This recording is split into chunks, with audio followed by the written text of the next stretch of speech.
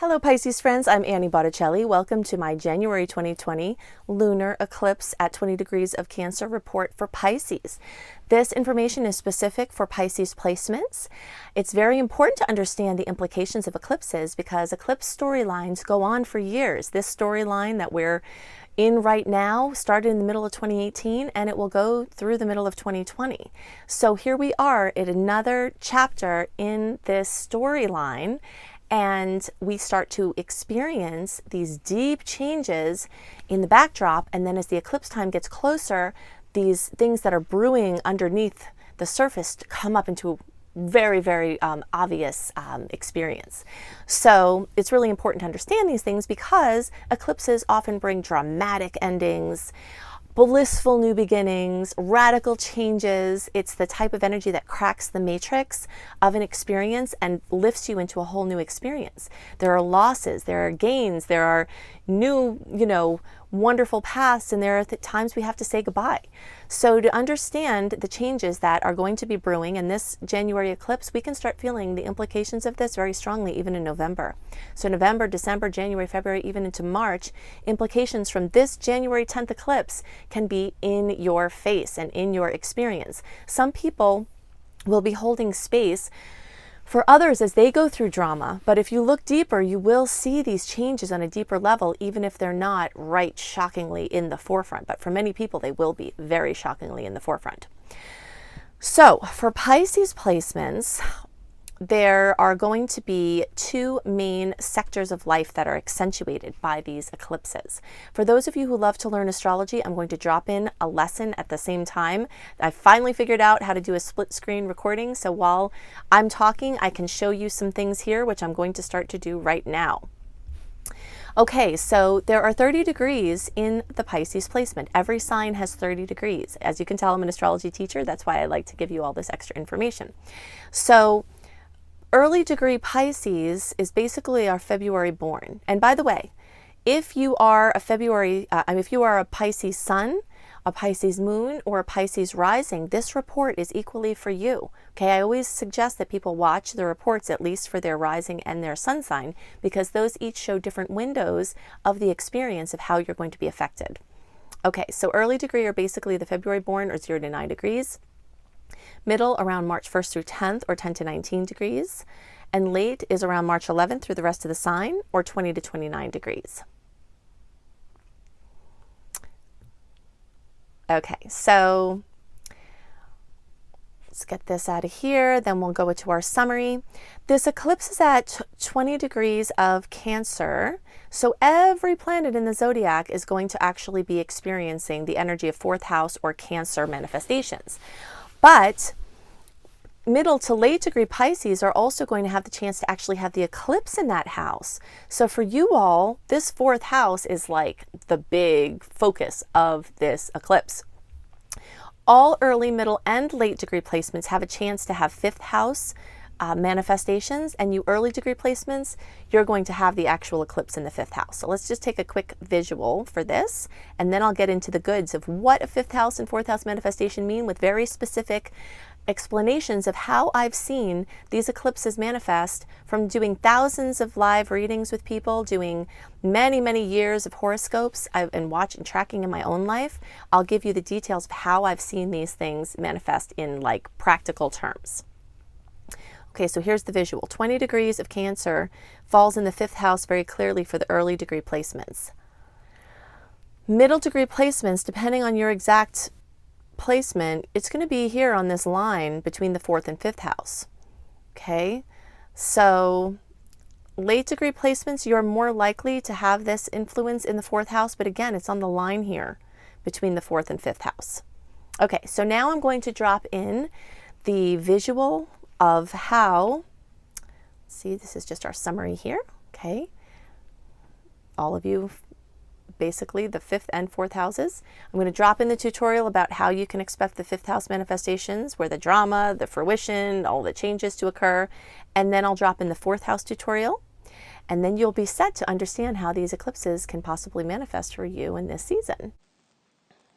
Eclipses tend to bring drama, fruition, major closings, major openings, major trajectory shifts, surprises, or accomplishments along the lines of things that were already in process. At eclipse time, things tend to be eclipsed in and other things tend to be eclipsed out. When there's an eclipse in the 5th house or Leo, there's often a major focus on children. This can be, work with children, whether they're your own or others. It can be anything along the process of pre-pregnancy, conception, pregnancy, birth, child rearing, relationships with children. The creativity process is also ruled, and so the idea of a creative project with, for many people, creative projects are their babies, even those who have other children. So this energy of creativity, having a conception of an idea, following it through, birthing it, taking care of it.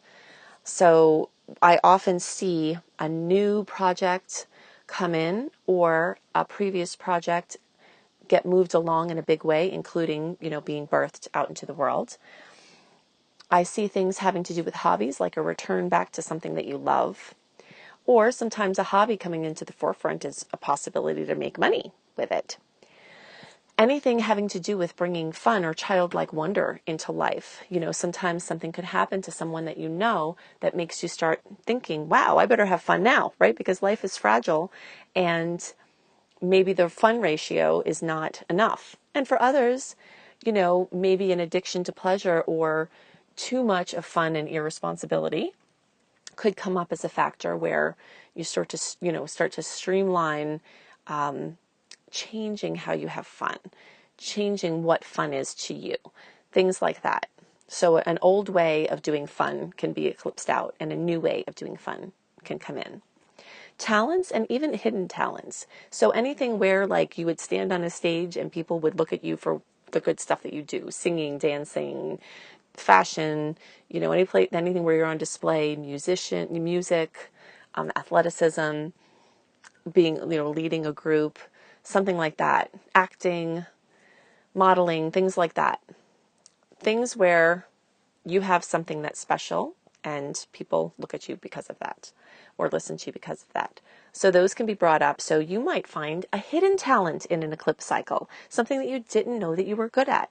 So it definitely is important during this time to take those nudges. If there's something you always wanted to do or something that keeps coming up, to just try it because it may result in you finding something you really, really love or that you're really, really good at.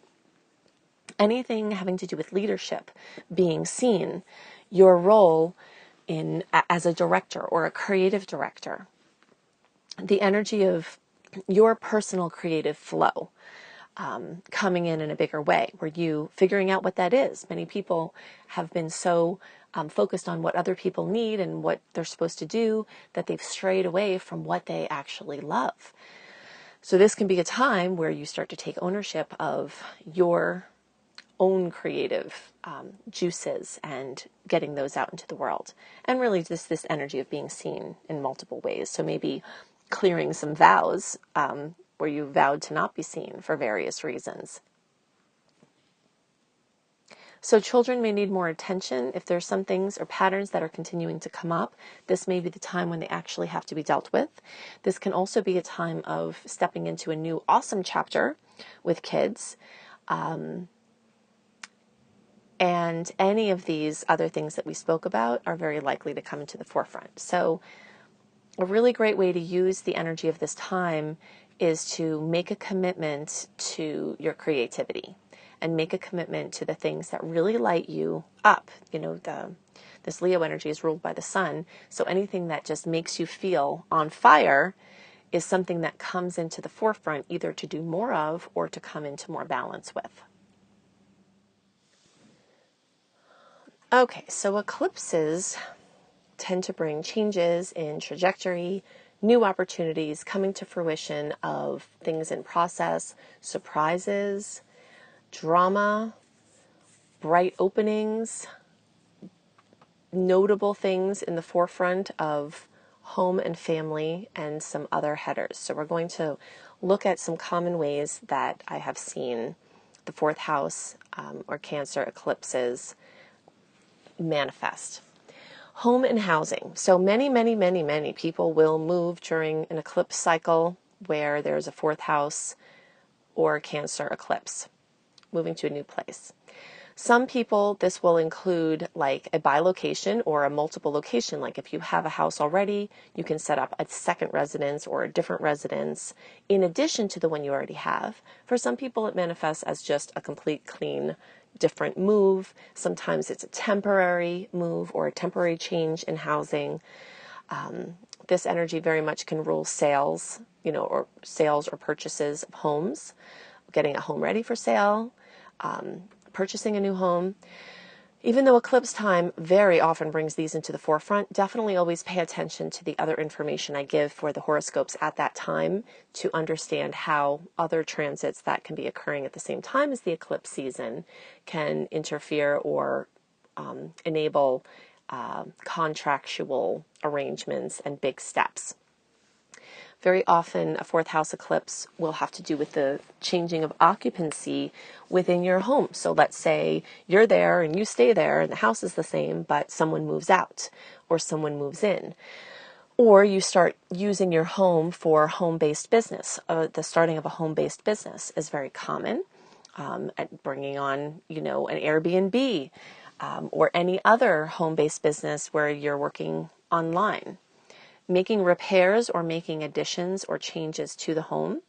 And again, with these kind of things, definitely pay attention to the other aspects of the time because, minor repairs can be fine at any time, but if you're going to do major additions, there are other astrological factors that I always speak to in the horoscopes that can be relevant. But I do see these eclipses tend to bring movement along these fronts with things like this. Changes in or notable things going on in family, and that's your family that you live with or your family that you came from. Drama, solutions, healings, people getting married, so there's new entrances to the family, people having separations, new children coming into the family. I see a focus on ancestry and genealogy come up very often in this. You might find out you have a relative that is notable. You might connect with someone in your genealogy. You may become really interested in tracking your ancestry or genealogy. Or someone may contact you. Childhood psychology is another thing I see come up. There are rhythms at play in our lives, and and things tend to be cyclical.